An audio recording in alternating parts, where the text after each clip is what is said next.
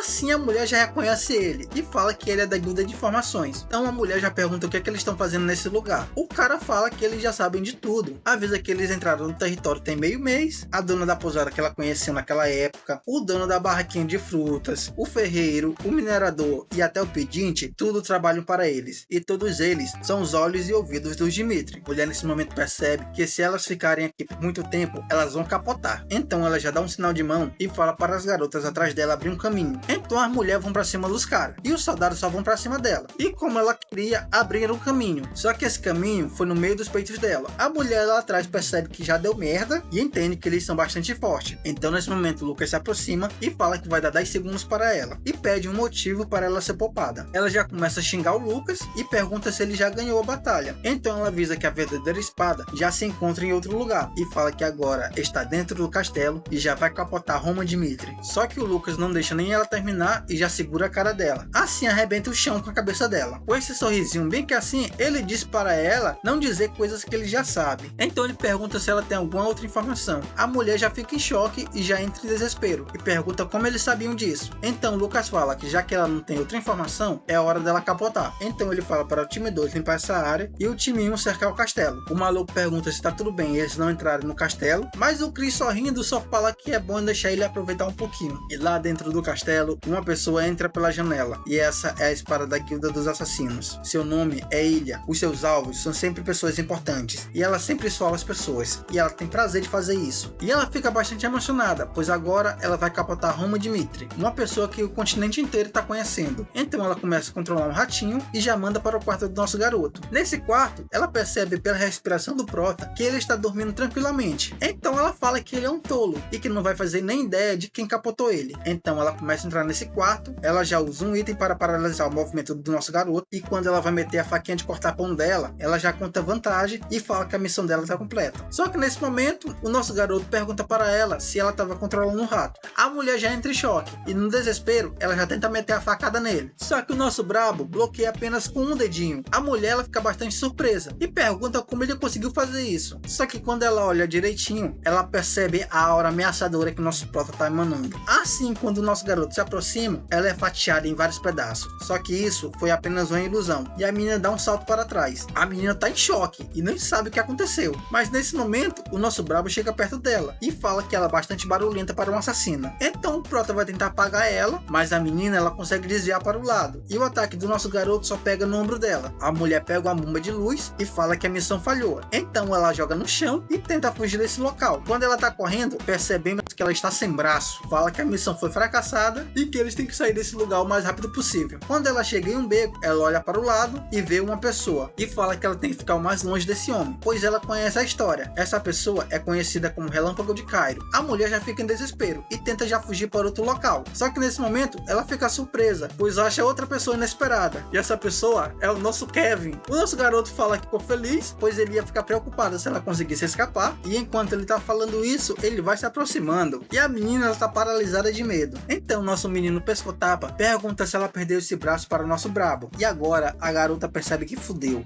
Todo mundo morreu. Acabou. E é isso, pessoal. Se você chegou até aqui, deixa aquele gostei maroto para ajudar o canal. Se inscreva se você ainda não é inscrito. Então até a próxima, galera. Fui!